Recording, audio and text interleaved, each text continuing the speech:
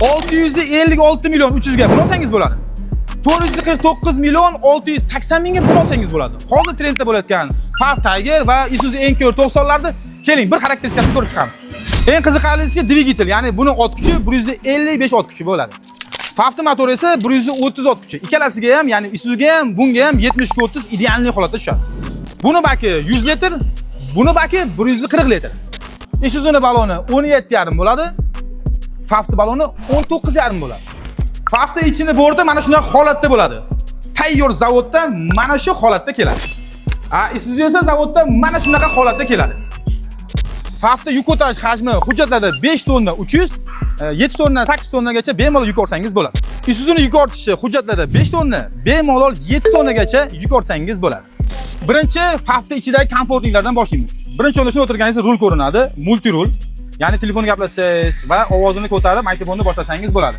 Va shunday qarasangiz monitorni ko'rasiz, 360 kamerasi, ya'ni 4 tomonni ko'rsatib turadi. Bemalol shofyorlar o'ziga qulay holatda ko'rsa bo'ladi. Eng qizig'i pnevma podveska. Buni shofyorlarimiz juda ham yaxshi biladi. Ayniqsa uzoq yo'lga yurganda bu juda qo'l keladi. Ichingizni qo'pol qo'ygan, to'kib tashlang. Va yana qanaqa 6 ta korobkalik, ruchnoy elektronik, mana unga lekin 5 lekin.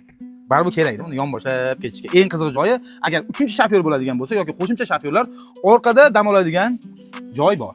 Konteyner, mikrofon, hammasi ideal holatda joylashgan.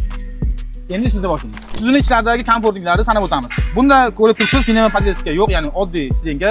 Orqasida komfortli, ya'ni shofyorda qo'shimcha shofyor yotadigan joy yo'q va 360 kamera bunda yo'q. Faqat mikrofon qo'yilgan, konteyner bor va tepada hujjat qo'yadigan joylari bor va bakovoylari elektronniy variantda bo'ladi. Rulni tepaga pastga tushirib ko'tarsangiz bo'ladi. 3 kishilik o'tirsa bo'ladi va korobkasi 6 talik, ruchnoy elektronniy variantda. Isuzudagi komfortlar mana shu. Farqlarni o'zingiz ko'rdingiz. Sizga qaysi yoqadi? Isuzumi yoki Fab?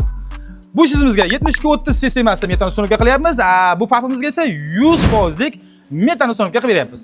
Siz qaysini tanlagan bo'ladingiz? 72-30, 100% gaz. Izohlarda yozib qoldiring. Qanaqadir qo'shimcha savollar bo'ladigan bo'lsa, hoziroq pastdagi raqamga murojaat qiling.